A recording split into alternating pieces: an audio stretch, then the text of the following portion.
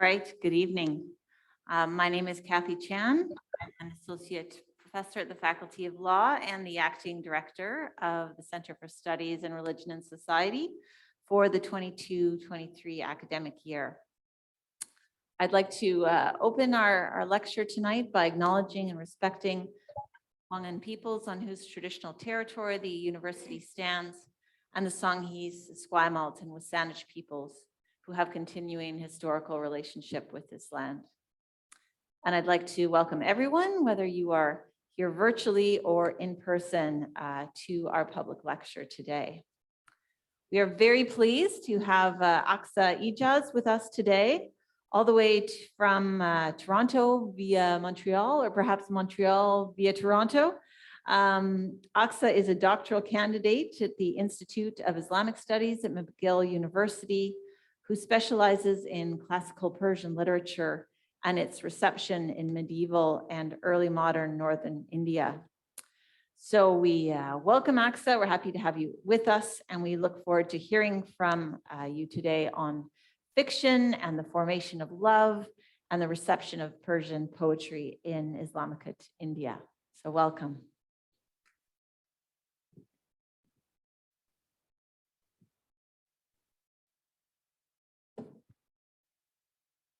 Thank you so much, Kathy, and thank you everyone for having me here.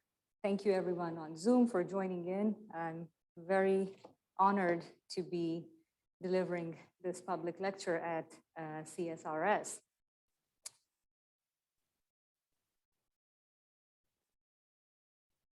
Can emotions have history? If so, then where do we locate the archives to study emotions, especially when it comes to eras whose emoting subjects have long been dead? For a long time, studies in emotions and affect have tried to overcome the dichotomy between emotions as a phenomenon taking place inside the subjects and the external world in which they move. In doing so, scholars in the field of history of emotions have tried to emphasize the study of emotions not only as a psychosomatic phenomenon taking place inside individuals as such, but in the relationship between them and the world.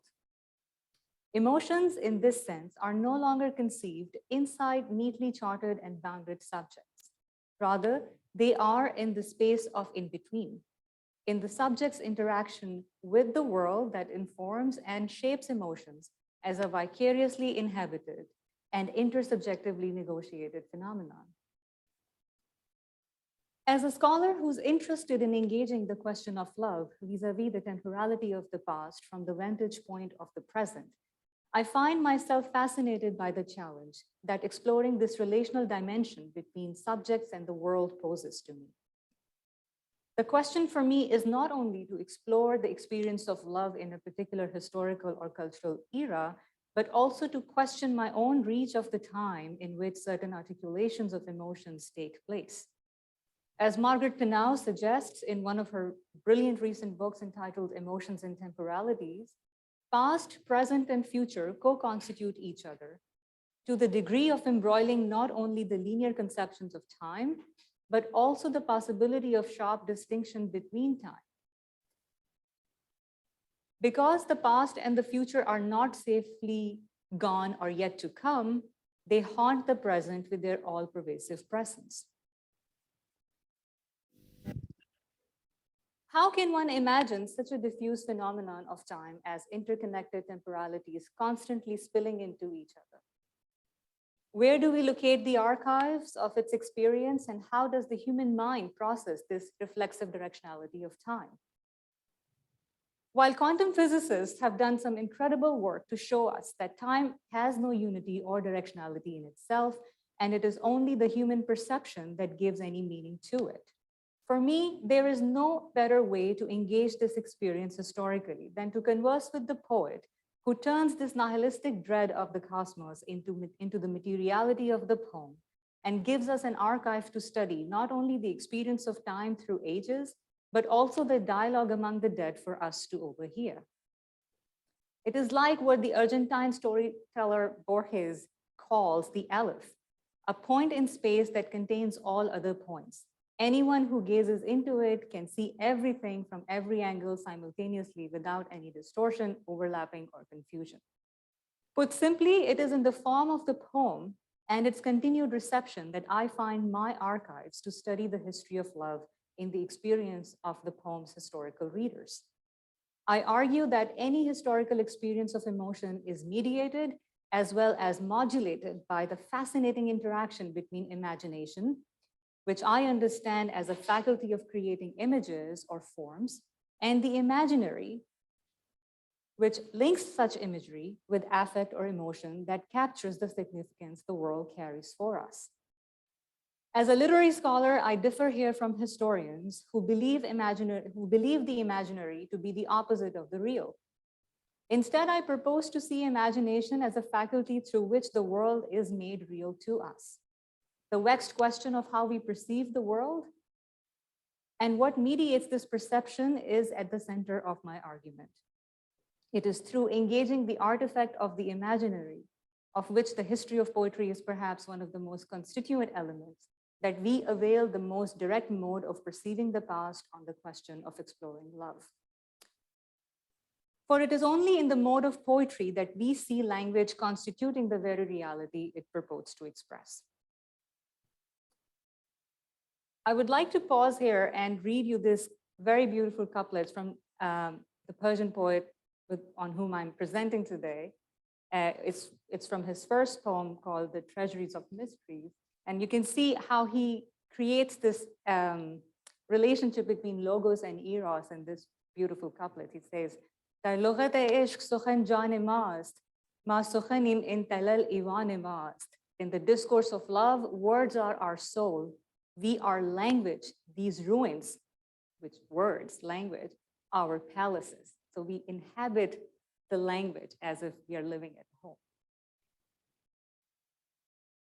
The images and poetic principles that a poet employs to engage his readers make the poem a vehicle through which we learn to not only think, but also feel our way around what it means to be in love in different temporal and historical contexts. Be that as it may, in the Perso-Islamic tradition, there is no other poet who understands this inextricable relationship between logos and eros, or sukhan or ishq, as we call it in Persian, than the Persian poet Nizami of Ganja. Writing at the height of Islamic philosophical discourse during the reign of the Seljuks in modern-day Azerbaijan, Nizami wrote 5 epic poems we now call Khamsa, or the Quintet, each of which has had a defining impact on the literary and cultural histories of the Persianate world. To give you an idea of the geographical extent of the Persianate world, here is one of the most iconic 18th century maps by the French cartographer Jean-Baptiste Danville, illustrating the time between 1000 to 1850 when the Persian language reigned across much of the Middle East, Central and South Asia, serving as one of the main languages of literature and high culture, inter-imperial communication, travel, spirituality, as well as poetry. To quote Kevin Schwartz, whether you were a poet from Isfahan, an Ottoman diplomat from Istanbul, an administrator from Agra, a merchant from Samarkand, or an emperor on the throne of Delhi, chances were you utilized the Persian language to navigate different aspects of your personal and professional life, both at home and abroad, unquote. In North India alone, Nizami's impact crosses boundaries of language, religion, and cultures. To speak only of the impact of the poem that interests me in my work, its resonance started with the Indo-Persian poet of Delhi Sultanate, Amir Khusro, and his trend-setting responses to Nizami in late 13th century, and continues to this day in the formerly Persianate societies.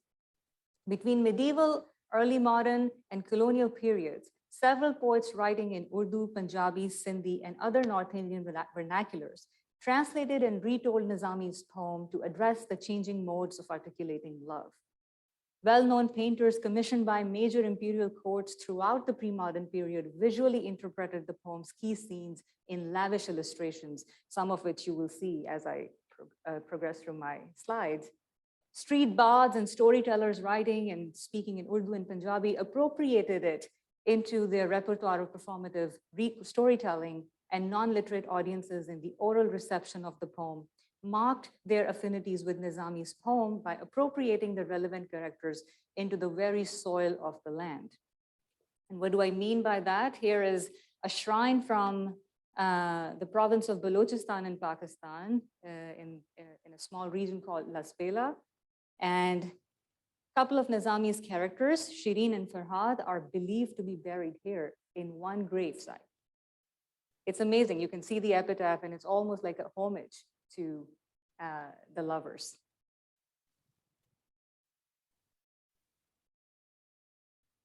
Nizami, writing sometime during the second half of the 12th century, is arguably the fountainhead of what later comes to be known as the Romantic Epic or the Ishqiya Masnavi in Persianate tradition. He wrote in the form of the Masnavi, a long narrative poem of indeterminate length in rhyming couplets, and introduced characters which preceded the Shakespearean idea of the invention of the human with his striking psychological insight into human interiority. Many of you might be familiar with his iconic beauty, Layla, and her tragic lover, Majnun, who died while yearning for Layla in a demonic frenzy of emotion as obsession. A version of the poem was also made popular by famous rock musician Eric Clapton, who found solace in Nizami's portrayal of agonized and love-crazed Majnun when he, Clapton, fell in love with his best friend, George Harrison's wife, and went through madness of desire that can only take place in the absence of the unattainable beloved. However, I must note here that while Clapton did take inspiration from Majnun and learn to thrive in the obsessive distance and wrote poetry, he did end up marrying his best friend's wife. The Western readers, especially those who enjoy opera, may also know one of Nizami's fascinating characters through Puccini's masterpiece, Turandot, in which Puccini reimagines Nizami's iconic Turandot, the wife of King Behram V, inhabiting the Red Dome from his magnificent romance, Haft Peker, also known as Seven Beauties. It's available in Julie Metsami's beautiful English translation if any of you is interested in reading it. I'm just going to briefly play a very famous aria from Puccini's Turandot, just to give you a flavor of what Nizami's imagination has inspired in the Western classical music.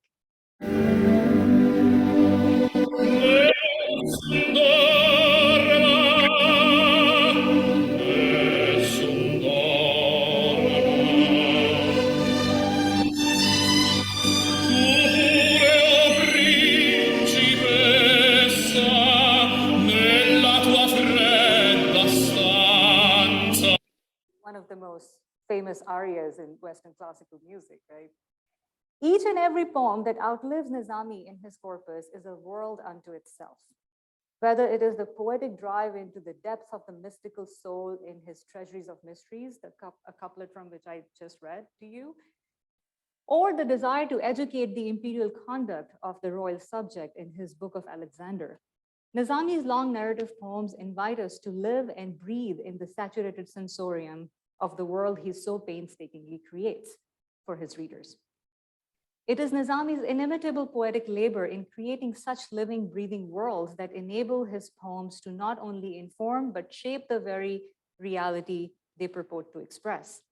And it is this attention to the capacity of poetic labor in Nizami's work that make the world for his readers to inhabit almost sensoriously that interests me in my study of his engagement with the question of love, or more accurately, passionate love, also known as ishq in Persian tradition. In my dissertation titled Shaping the Language of Love, the Afterlife of Nizami Ganjavi's Khusro Shireen in Persianate India, I try to unpack this relationship between emotion and the world that poetry, or more precisely Nizami's poem, makes possible in the reader's subjective experience. Unlike his predecessors in peripatetic philosophy and Muslim theology, in Khusro Shireen, Nizami is not interested in defining what love is, for it is an exercise that ends up in hopeless solipsism, bordering on narcissistic self-referentiality of a normatively privileged male thinker. who tends to address in abstraction what can only be understood in experience. Instead, in Khusro Shirin, Nizami proposes to address how we know love. For him, the epistemological dimension is far more interesting than the ontological one. That is, he is not interested in engaging the question of what love is, but more so of how we know it.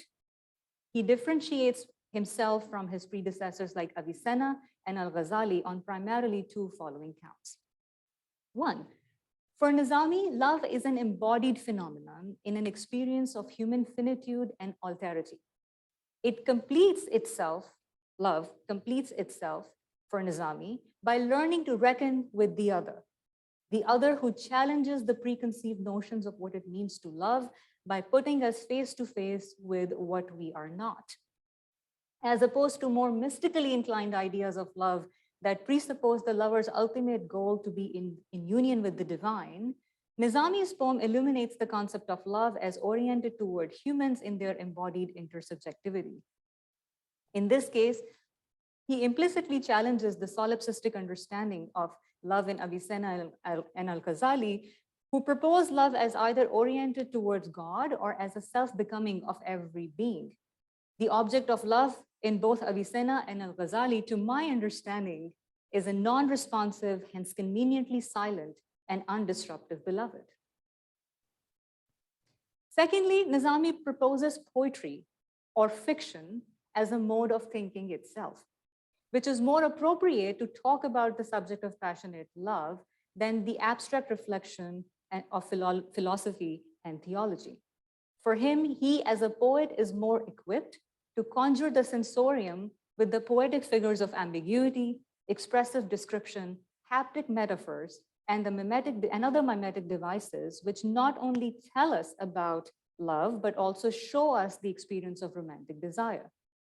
I must reiterate my earlier point here that fiction or the imaginary is not akin to being a lie or unreal in the medieval Persian context, and especially for Nizami.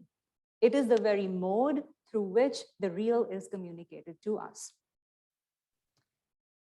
Here are a few verses from his defense of fiction in which he proposes the centrality of the poet and poetry as the superior mode of exploring the question of love and romantic desire.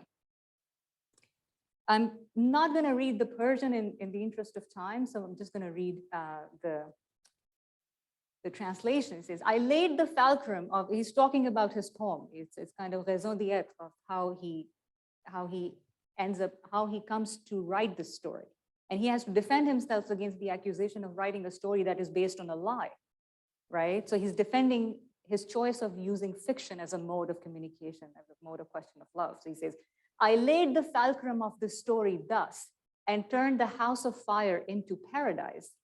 I laid my hands on this idle house, just a poem, like a painter, and except for adorning it, I painted nothing on it. As you can see, he uses the imagery to allude to the transformative capacity of the poet, which who does not create or makes up the phenomenon. He or she only transforms it into real. Once he establishes the parameters and enlists us in this game of reading the poem, he goes on to write about the subject itself, which is love. Of course, here the question is indeed what is love, but he demonstrates how answering this question in the affirmative is rather a pointless exercise. To give you an example, here are a few verses from his prefatory chapter on love. You can see how he uses the poetics of negating the reference, also known as apophatic speech, to speak of love in terms of only what it is not. There you go. It's the famous prologue on the question of love, which becomes very popular in North India when this 13th century poet responds to this prologue in his retelling of the poem.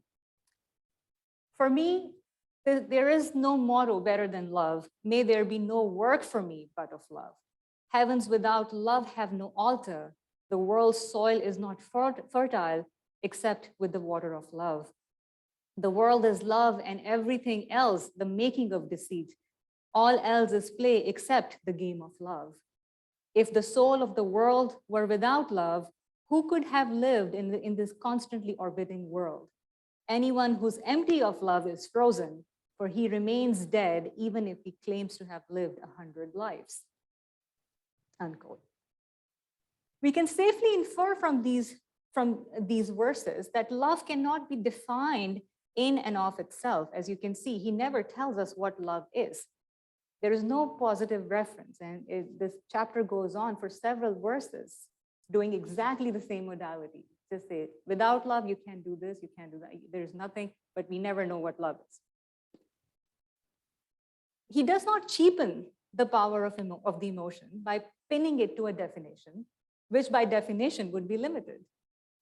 Instead, he shifts the question to the epistemic dimension of the phenomenon and proposes in his poem that it is only through the materiality of language, the poetic ambiguity and perspectival openness, which presumes the voice of the other in unsettling our solipsistic definitions, that we come to know love.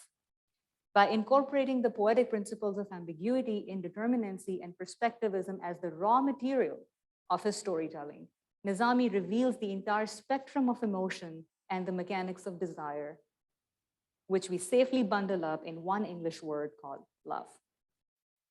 Over the course of my dissertation, I show in greater detail how Nizami's poetic principles in Khusro Shirin actively elicit his North Indian readers in joining the chorus on the question of love across time and space. But due to the constraints of time here, I think it would be better for me to stay on Nizami's exploration on the question of love, and desire, and give you a glimpse of what excites his readers to this day. What I intend to do in the remaining part of my presentation is to offer a brief description of the poem to those of you who don't know it already, followed by a concentrated discussion of the episode in which Nizami proposes one of his most fascinating theories on the birth of romantic desire. While I would love to spend hours in unpacking Nizami's intricately woven verses throughout the narrative course of Khusro Shirin, that's 6,500 couplets, I think I will leave some of the material out of my presentation to be addressed in the Q&A session.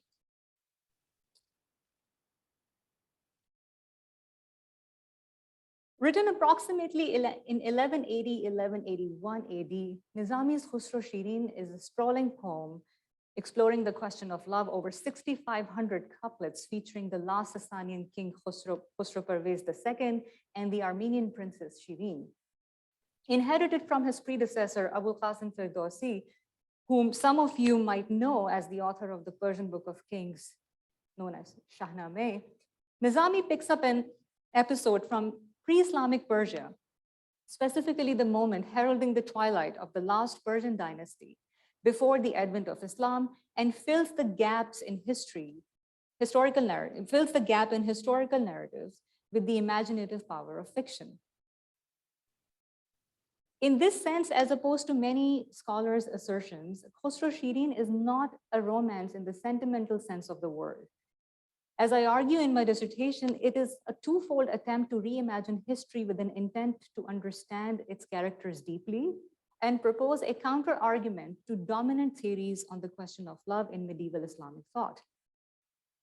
While the primary plot features Khusro and Shirin as the dominant stratum of exploring love as a phenomenon embodied in human intersubjectivity, Nizami's poem pushes the stakes further and complicates the poem's investment in the epistemological principle of perspectivism to argue that love is anything but a solipsistic abstraction. What does he mean by that? It's like you only know love when all your ideas about love are challenged by the presence of the other. As the turbulent story between the unruly King Khusro and the beautiful Shirin unfolds, we as readers are constantly kept on our toes. As soon as we get comfortable in what the narrator shows us by way of how love works between the spoiled King Khusro and the headstrong and beautiful Shirin, our expectations are thwarted with some other twist that triangulates and complicates what we think we understand so far in the poem. Here, I must note that Nizami assumes a deep and prolonged attention on the part of his reader and expects them to pause and ponder before being ready to name the unnameable emotion. In this sense, he uses ambiguity and indeterminacy for their mimetic functions. That is, he complicates the plots and the lives of his primary characters by introducing other and often marginal perspectives, contradicting or rather exploring the primary ones. One analogy I can make here is that of concentric circles to speak of the ways in which Nizami imagines and structures the story. While the story has one central point of reference, that is the plot unfolding between Khosrow and Shireen, its larger concern with the question of love keeps expanding its red eye to other perspectives that complicate the primary plot's resolution. We think we are reading a story of two imperial characters, experiencing the throes of desire for the first time, and suddenly the plot is interrupted by introducing a character from a non-courtly setting, such as the famous miner of Persian tradition, Farhad, who desires Shireen Shireen much more passionately and sincerely than King Khosrow. Now it's a problem. He's your architect. Farhad is architect employed in the service of the Sasanian king, and Farhad falls in love with the to-be queen of the Persian Empire. The love story of the two royal characters is interrupted by the poet intentionally to make us pause and think. And indeed, this intended pause fires up many of Nizami's North Indian readers who write long and passionate responses to this interruption of Nizami in 18th and 19th centuries in North India and retell the entire story from Farhad's dominant perspective. This multidimensional perspectivism in Nizami's poem is one reason why one finds it so hard to summarize the plot of the poem in its entirety. Because there is no one plot. And even if there is, it is not very meaningful unless it is read in relation to the overall poetics of the poem, which is the poetics of openness, in which the red eye is constantly expanding on the question of love while characters continue to multiply. The overall poetics of the poem in Khosrow Shireen is to know how we know what love is and what makes this knowledge possible for us. As I mentioned earlier, for Nizami, this knowledge is embodied in the form of the imaginary, for which sometimes he uses poetry and sometimes painting as his vehicles.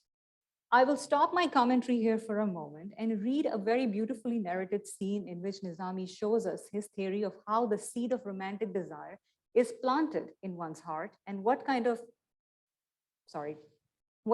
knowledge it makes possible. As you can see, this is mimetic mediation of desire. By that, I mean our desires are not our own, somebody put them in us. Okay, so it's Nizami is probably the avant-garde for that kind of Facebook creation of envy amongst us. Okay, I would like you to pay attention to this painting. There are three major characters in this scene. One is Shireen, who's surrounded by her companions, as you can see. The other is King Khosrow's boon companion Shapur, who Nizami introduces as a mouthpiece for his own poetic powers, as well as in charge of making Shireen fall in love with the king. Can you spot where Shapur is? There is somebody who's sneaking at the ladies from top of the mountain on the corner. You see somebody's hiding, okay? And the third character, can you guess what's the third, or who is the third character in this painting, in this scene?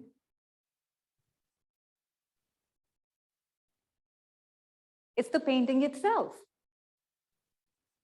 Look how the portrait of the king is actually looking at her. The liveliness is almost real.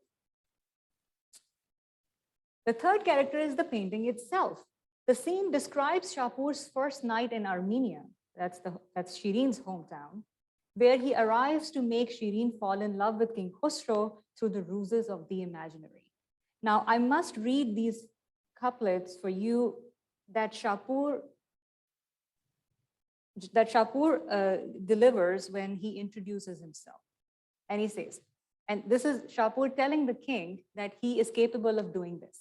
When I make a pen drawing and put colors on it, Prophet Mani strikes out his pictures in the gallery of Arjun. Like, he's so good, he's even better than Mani. The person whose head I paint moves. The bird whose wings I paint flies. This is the power of the poet. This is how he transforms reality. And I quote from Nizami, the scene. Like musk-scented curl, the night calmed out and extinguished the lamp of the day. Hidden under the ebony backgammon board are a pair of dice. This is a foreshadowing way of saying that the day had passed and the night had emerged. Mercury elevated and the charter at hand, the Shah must be released from his enslavement and Shapur from the possible calamity. In the ancient cloister of Armenia, the wise Shapur rested, for his journey here was debilitating. Truth, he wandered from the elderly of that city, who were aware of the workings of the old wheel of time. There he asked, tomorrow, which shall be the place of the beauty's feast? Would they be near the water or on the green? He was told, at the foothills of the mountainous valley in an enclosed garden where the cypress-like beauties will emerge. At dawn, those intoxicated cypresses would come and connect with the grass. The sun shone from the top of the mountain and revealed the world as per the custom of ancient kings. Morning came sooner than those Bacchic ones, and Shapur fastened himself to entrance them. In that verdure, he hid himself for a surprise attack, as you can see, and surrounded himself with red flowers. Propitiously, he took out a paper in his hand and drew the face of Khusro on it. As soon as he finished crafting that face, he went on and hung the portrait on a tree and remained hidden himself. Like a fairy himself, he remained hidden. And the fairy-faced ones came like fairies. In the greenery of the meadows, they sat on the grass and played at times with trees and at times with flowers. At times, they got excited by roses. At times, they turned crimson while smiling. They were brides who were free of conjugal worries. From the world, they had purchased themselves in dowry. They sat with one another like friends with friends and couldn't be distinguished from one another at times. Unbeknownst to those moon-faced ones who were surrounding Shireen as if stars around the moon, they knew nothing but happiness except for being playful. They had no work. All they did was to enjoy themselves, sometimes with wine and sometimes with song. Absorbed in herself, the moon-faced one, that is Shireen, suddenly laid eyes on that portrait. She told her companions, "Bring me that portrait. Who has made it and where is he hiding?" They brought the portrait near the darling, who was absorbed into it for several moments. She couldn't look away from the portrait. And at the same time, she couldn't embrace him either. And Nizami plays with it and him as if painting is the person. Is a very interesting use of ambiguity. With every glance, she got intoxicated, as if she had drunk from what was in her hand. Her heart got agitated with passion as she saw the portrait his friend hid, and she found her companions got scared of this portrait, the lively face. Shapur shows the portrait of Khusro to Shireen the second time. And here I want you to pay attention at a very strategic placement of the painting itself. It's not just the painting, it is where he hangs it. And he shows it 3 times to Shireen before she finally surrenders. As the rose-colored steed of morning galloped through rocks and mountains with its fiery bridle, it opened treasures hidden in every corner. And like the ocean, it spilled on every mountain. On the one hand, Shapur advanced behind those houri-like beauties and laid the very paper open on which he had made the portrait. On the other side came those heartwarming idols. This is Nizami's way of calling them, these women. He keeps finding these interesting words to refer to these beautiful women, and started playing in the meadows as if flowers. They laughed at Shireen on the way, those bird-like linen bearers like the moon. Happy, their joy started to surface. Gradually, little by little, it began to grow. As those puppeteers were immersed in play, opportunity of another puppeteering presented itself. as Shapur displaced his portrait for the second time. When Shireen saw it the second time, she found the portrait filled with soul. In amazement, the bird of her life flew away, and her tongue became close to speech. Eventually, she called her friends and asked, "What's going on here? Am I wrong, or is it fantasy?" She told those beach-like cypresses, "Bring that portrait near me quickly." They went to the portrait and brought it to her. They wondered, how can one hide the sun with the mud? Unquote. It is important to note here that Nizami emphasizes Shapur's role as a mediator who uses mimetic devices like painting to plant the seed of desire in Shireen's heart. Not only does he paint and form the likeness of Khusro on a piece of paper that would shock Shireen with its liveliness, he also hangs it at a very specific and strategic place, which is aimed at a certain kind of viewing angle. The entire scene is marked with an indeterminate suggestiveness and the atmosphere of divination through an artifact. To sum it up, I should reiterate that in Nizami's poem, the forms of imagination, that is fiction, poetry, painting, play a constitutive role in how emotion materializes itself in our experience. It not only makes emotion real, it also shapes the very emotion in us. In the light of what I have said so far, it's worth pondering. Is it Khusro that Shireen falls in love with, or is it the portrait of Khusro that she falls in love with? It is the suggestive quality of Nizami's modus operandi that I argue generates a wide-ranging resonance throughout the Islamic world, and especially North India, where Nizami's Khusro Shireen provokes its readers to participate in making sense of the poem long after its contextual interpretations have been exhausted.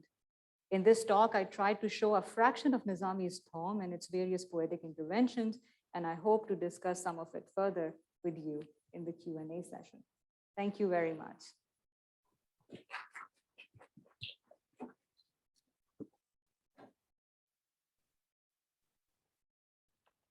You want me to stay here, I think? Okay. Everyone can see me. So thank you, Aqsa. That was a really rich and also visually very beautiful presentation. So lots to ponder and think about. We can take questions either from the floor, or we can take questions from people online on Zoom. Can write them into the chat if they so wish. But maybe I'll start off and ask if you could tell us a little bit more of what drew you to Nizami in particular in the poetry. I mean, I can think of lots of possible answers. I mean, the idea of love, but I was also taken with your comment about how the poetry requires this deep and prolonged attention on the part of the reader. And I know we talked a little bit about that today. Is that part of what drew you to this poetry, or can you say a little more about that? I mean, anybody who studies Persian poetry would tell you that there is a very seductive quality to the challenge that it poses to its reader. Persian is not my mother tongue. I learned it before I started my graduate training at McGill. And as soon as I was able to read poetry, I realized that it was a world in its own right, and it posed some kind of a challenge that was worth exploring. Of course, first challenge was philological, like you had to learn the language and so on. But the other reason was that it was a different worldview. It was a new invitation to go back into time through a different route. And Nizami happened by a very strange accident, I would say. My co-advisor was offering a course on medieval Persian in North India. And when I read texts with him in that course, I realized that that particular poet is actually responding to somebody named Nizami. So in order to read anything that follows Nizami's work, you have to know the origin And of course, Nizami is a world unto itself. And I think one scholarly lifetime is not enough to read Nizami's work. So that's a short answer. Okay. To- Interesting. And just, I'm taking a sec, but let me just follow up. Does this poetry get translated often? Is it commonly translated? And do you read the translations as well? And what does that tell you about, I don't know, reading it in the original versus reading it in translation? So, I mean, as I mentioned, some of the translations, Julie Mersami's translation of Puff Baker and so on, there are great translations. Yeah. But as a philologist myself, I prefer making my own translations because, every translation is a choice. There are multiple possibilities in which you can translate, especially with someone like Nizami, he uses a lot of ambiguity. His poetic principles are invested in ambiguity. So what you end up translating is at the expense of what you're not translating at the same time. Right. So yeah, I do read translations, but now that I can read the language and I'm trained to work with it, I prefer doing my own translation. Very good. We have a question from Zoom from Jill Caskey. Jill asks, beautiful talk, Aqsa. I wonder if you could talk a little more about the agency of the pictorial image vis-a-vis Islam and the concerns over idolatry. Was Nizami playing with these anxieties at all, perhaps from a Persianate perspective? And she said, sorry, a question from a non-literary person. Well, Jill Caskey is our principal investigators on this Global Past project that we are doing at the University of Toronto. And she herself is a brilliant art historian and medievalist. Well, Persian poets are operating on a very different plane when they're writing poetry. And they, of course, the anxiety of idolatry and all of that, it's in the background. But Nizami is not interested in dealing with those anxieties head on. For him, the poetic principle itself is a thing that separates itself from religion proper. I mean, even in this poem, as I was mentioning, that he is responding to theological positions as well as philosophical positions. And he's not interested in the dogma as such. He is not interested in the questions of what something is, whether it's right or wrong. Like there are a few verses in this poem which people interpret as turning the pre-Islamic story into the Muslim story because it's a story of pre-Islamic characters, right? I would think of that interpretation as very reductive when it comes to Nizami because he's using ambiguity to do much more. He's making you think, right? So the play is the play with anxieties on the question of pictorial representation is a byproduct of what he's doing. I don't think that is intended in his poetics. I hope, Jill, it answers your question. Can I just steal the opportunity to ask a question myself? So sure. Aqsa, you were saying that you were drawn to it because it was an opportunity to kind of enter into a different world and see a different time. I'm wondering if Nizami's poetry in this poem in itself has kind of a different reception now than when it was written, or is it still taken up within Northern Indian cultures and contexts and in similar ways or in different ways? It is still present in the cultural memory. Masnavi is a very long poem, right? That nobody has the attention span. It goes back to Kathy's question that it assumes a very long and deep attention on the part of the reader. But the subject of the poem itself is very, the story itself is known in every household in the Islamic world throughout, like whether it's Central Asia, you go to Samarkand, you go to Tajikistan, you go to Kashmir, everybody would know who Shirin and Farhad were. Now, the story is almost retold so many times. That's why I'm interested in its reception. And I think it's more of a resonance to Nizami, because in resonance, you respond to the original form. You don't echo it, right? So some version of this story exists in the cultural memory of the Islamic world, and it's definitely still taken up. I mean, these shrines I showed you, they still exist. people still believe that Shireen and Farhad are buried here.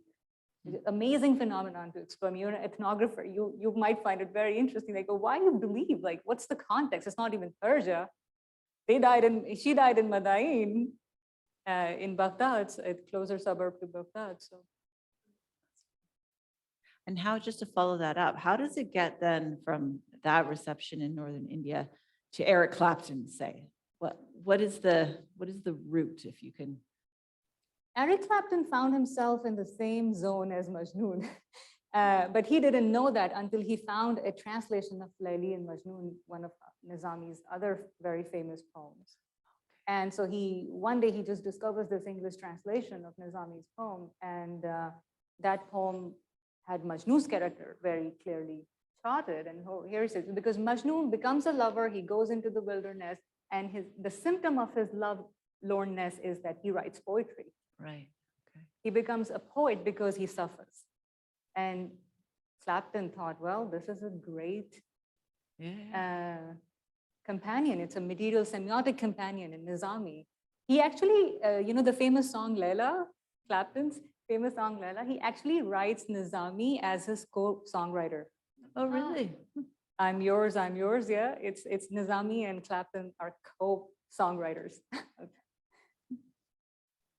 Awesome. All right, we have another question from Zoom.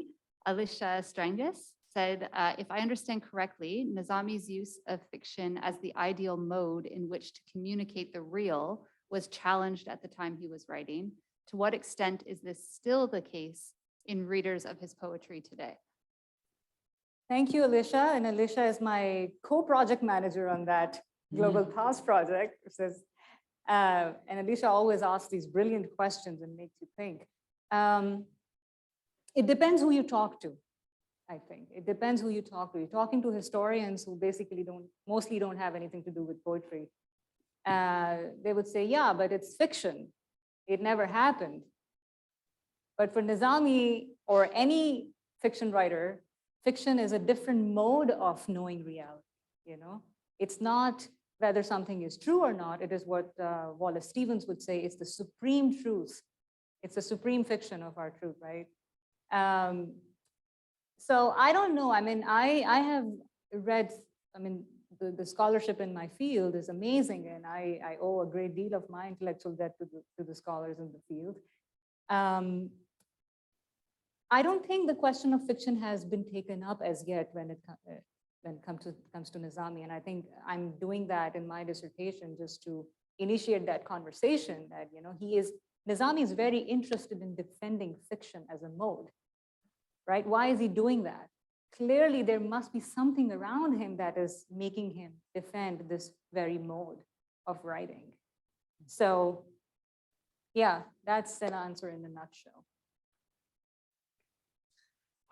I was wondering about kind of two ways to ask this question. One would be about what this poem says about the role of the artist in society in medieval Persia. But another way to phrase it might be, why does Shireen not fall in love with the artist in the poem? Oh, she does. She does. Nizami does something very interesting with these triangulations, right? So he has a way of trifolding his scenes, right? So that's why his poem is so long. It keeps expanding. So he shows you the scene in which he shows you, okay, that she's not falling in love with the person. There is a mimetic force that is triangulating her. There is a mediation at place, right? The story moves on from here, in which King Khusro has to go to Byzantine emperor to establish diplomatic ties between Persian Empire and the Byzantine Empire, right? And in order to establish those diplomatic ties, he has to marry, or he marries the Byzantine emperor's daughter, Maryam. He comes back to Madain married, whereas he should be married, or he should be courting Shireen. And by this time, their romance has been quite well established in the poem. Now, Shireen gets to know that, okay, King Khosrow has a wife now, right? What happens to the love story? Okay, there is one interruption here. Nizami continues to tell us that while this marriage is of necessity and this is diplomatic ties and so on and so forth, Khosrow is not happy, but he's busy. He's busy in his conjugal life, right? He's not thinking about Shireen as much. Shireen, on the other hand, is going through, her sense of betrayal. She's not happy. She feels that he has been disloyal to her and so on and so forth. And then she comes to meet King Khosrow because she is not ready to accept this decision. She comes to meet Khosrow. She's stranded in the middle of Madain and Armenia, and she has to live here and wait out her time until King Khosrow comes and meet her. But in order to live, she needs a castle. She needs to have some temporary castle. So King Khosrow actually assigns Farhad to build that castle for her, right? Now, Farhad is this, there is nobody in the entire realm, according to this poem, who can create that kind of a castle, right? And establish what Shireen needs, right? And when Shireen sees Farhad for the first time, now he's beautiful, he's like tall like cypress tree, and he has the strength of 3 men, and he can cut the stone, cut the mountain only with her own arms, with his own arms. That's the quality of Farhad. Clearly she falls in love with him, right? And he also matches her in her perfection, in her spiritual perfection, which King Khosrow doesn't, right? When King Khosrow knows, when he figures out that she's in love with Farhad, Farhad becomes the same function that painting, that this portrait does in the previous scene, right? It is Farhad's presence that makes King Khosrow take action. Now he wants Shireen because she's wanted by someone else. That's mimetic desire. We want something that others want, that is wanted by others. Right? In that way, he's preceding all this advertisement. It's like we want the watch that George Clooney is wearing in the latest ad, right? Like because George Clooney is wearing it. If it was just a watch, you wouldn't want it. So he uses these mimetic principles to generate a cognitive resonance, and he triangulates it. And this is also how he personifies the role of the artist and the art in the creation as well as the materialization of the emotion and desire. Hope that it makes sense. Thank you for your question. Thank you, Aqsa. It's been great to talk with you the last couple of days, actually. I'm actually wondering about your position vis-a-vis the text, like qua scholar. In particular, like given what you theorized, that, if Nizami's point to some degree is about the epistemological rather than the ontological. You're not wondering about, you're not defining what love is, but encountering it in this experiential way. Then I'm wondering if there's any sense of like betrayal of that in being a scholar who's then having to codify what love is in a certain way as a version of eros, say, it sounds like, if there are moments where you feel like I should just have a mandolin and be like singing this poem rather than like analyzing it, or if there's a sense in which you feel like in the spirit of it, you are also like qua commentator trying to create the mimetic desire. Like, are you in your writing thinking, I want people to encounter this, not just I explain it to them? Is that something that's on your mind as you're going through the text in your writing? Thanks, Scott. It's a great question. I do believe that my scholarly desire is not kindled because I wanted to pin it down, right? I just don't think of myself as that kind of a scholar, right? For me, my dissertation and hopefully my first book happened because I was curious by the poem's not only surviving but thriving reception in North India. The transmission of the poem and survival of the poem is one thing because you can almost trace the actors and socio-cultural patronage that makes a certain poem or a certain piece of work survive. But it thrived, not only in the literate imagination, but also in the non-literate imagination, right? People who could not read Persian, which was the language of higher learning and so on, even those people know this poem. You have these shrines. This is a non-literate area. It's oral storytelling, and they thought to retell the story in a material form of a shrine, then write a poem about it, right? So for me, I think documenting that journey that this poem has taken is more exciting and allows me to discover more than just what happened in a certain era. I call it the 12th century. For me, it's more interesting to see why the poem survives, because the poem has no reason to survive in an Islamic context. The poem is told about the pre-Islamic characters.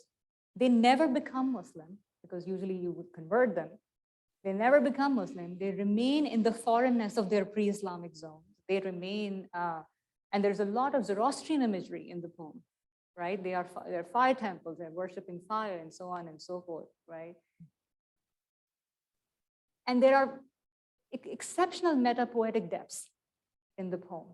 Like, you can't read the poem unless you are trained to read it in Persian, right? His metaphors are elusive. He puts two figures of speech in one verse, and you have to make sense of both. There's a metaphor, there's an allusion, and the intertextuality is just mind-blowing, right? So how does this kind of poem survive in a Muslim context?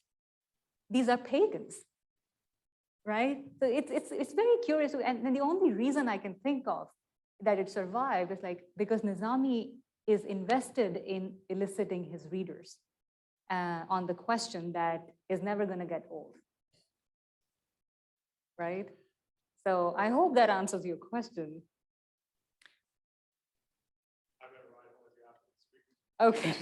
It's a great answer, whether or not it answered his question. Okay, but yeah, Pierre. sorry, Yeah, just yeah. the second part of your question, if I am doing the same thing as Nizami is doing, I think I've now come to discover this about myself and what I have been saying about Nizami over the course of last couple of years. I think I am mimicking his language. And I do believe, as one critic says, that the critic should mimic the language of his poet, right? Because I don't think I can say anything meaningful about Nizami unless I know how he's saying it, right?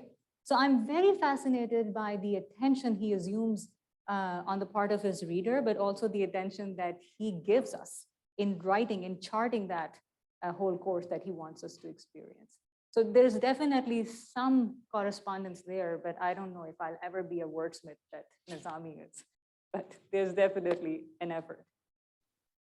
Thank you, Aqsa. A short question, I hope. Does Nizami, is he the beginning of something new in Persian at India? Or is he the high point and nobody can even come close or even tries to come close? Is he the high watermark or a watermark? I mean, Persian poets have written romantic poems before Nizami. You have Fakhruddin Gorgani's Viz and Ramin, which is one of the very famous Persian love story. Again, pre-Islamic characters in Persian court. But this story did not have any afterlife, right?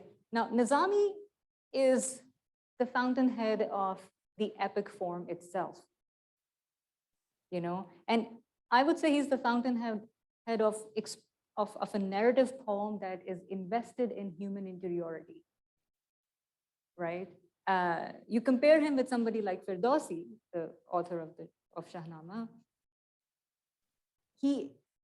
Ferdowsi gives you the historical, the external, because it's about kings, it's about ruling, it's about governance, it's like a political manual, right? Whereas for Nizami, the inwardness, and the exploration of the human in all its messiness, its complexity, is more important. And I think that's what he marks the beginning of in the Persian tradition, to which people respond.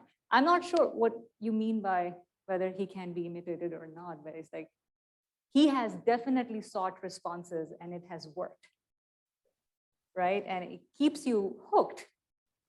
Even till 20th century, that means he's doing something to keep you at that place. Thank you. Well, we're just about at the end of our time, so I would like to thank Aqsa for a great talk, for showing us the beauty of this body of poetry that we didn't know about, and for reminding us of the richness and value that comes from delving into a difficult text, something that many of us share. So thank you for that, and thank you for visiting us this week. Pleasure. Yes, next week we have another lecture on poetry, this time modern Irish poetry. So next week you can tune in and listen to Lucy, one of our other PhD graduate fellows, talk about spirituality and Seamus Heaney's poetry. And we'll look forward to seeing you then. Thanks for being with us. Bye.